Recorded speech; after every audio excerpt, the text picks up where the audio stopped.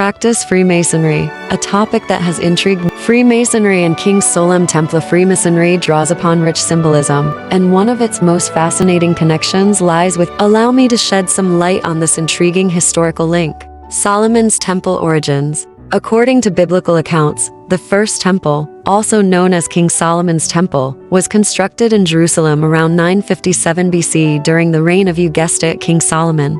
But before we get to Solomon, let's rewind a bit. His father, David, played a pivotal role. David united the Israelites and captured Jerusalem. God then communicated to David the divine plan for a magnificent temple, a place to house the Ark of the Covenant, which contained the Ten Commandments. Solomon, known for his determination and wisdom, took up the task of building the sacred structure. 1.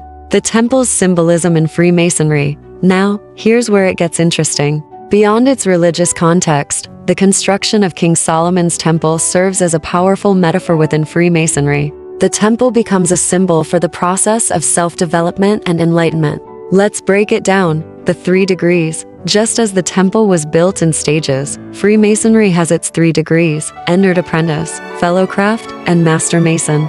Each degree represents a phase of growth and understanding, collaboration and tools. Apprentices and craftsmen work together, preparing stones for the temple. Similarly, masons collaborate, using their symbolic tools like the square, compass, and plumb to shape themselves into better individuals. Architectural lessons. The temple's architecture, its grandeur, precision, and purpose serves as inspiration. It reminds masons that they too are builders, constructing their inner temples of character and virtue. The journey of masons. As a mason progresses through the degrees, they mirror the temple's development. Just as the temple was eventually completed, masons aim to complete their own inner work to be better men, contributing positively to the world around them. So, whether you're fascinated by the historical King Solomon or drawn to the allegorical teachings of Freemasonry, there's much to explore. I recommend checking out reputable Masonic resources or even visiting a local lodge to learn firsthand. The enigmatic Eye of Providence.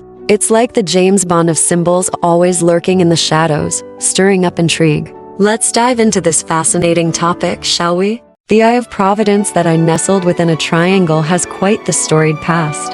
It's like the ultimate crossover episode, featuring Freemasonry, Renaissance art, and a dash of conspiracy theory. Here's the scoop: origins and Renaissance art. Originally, the Eye of Providence was a Christian symbol. You'd find it hanging out in religious art during the Renaissance period, representing God's watchful gaze over humanity. Picture it like God's cosmic security camera, always keeping an eye on things. One early example is Pontormo's Supper at Emmaus from 1525. The symbol itself was added later, perhaps in the 1600s. It's like they decided, hey, this painting could use a little divine surveillance.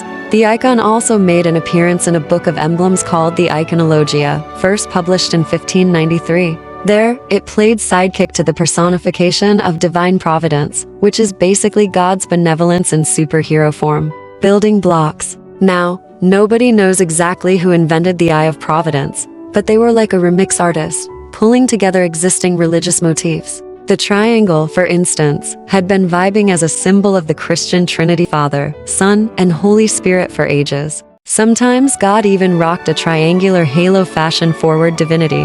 You know, those rays of light radiating from the eye. Yep, pre-existing sign of God's celestial glow in Christian art. So, the Eye of Providence is like the ultimate spiritual mashup. Freemasonry and the Eye. Fast forward to the late 18th century. The Eye of Providence decides to join the Freemason party. It's like it got an invite to the secret society soiree.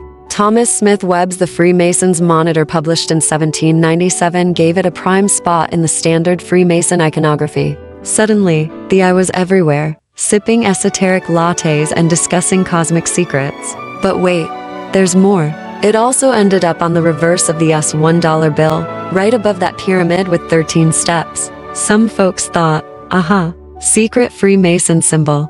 But history says, nah, not really. Conspiracy corner. Now, here's where it gets juicy. The Eye of Providence moonlights as a conspiracy magnet. It's like the Bianca of cryptic symbols. The Illuminati, a shadowy group allegedly pulling global strings, gets thrown into the mix. People whisper, they're controlling everything. Cue dramatic music. But honestly, the eye is just doing its thing, blissfully unaware of the drama. It's like the ultimate "I'm just here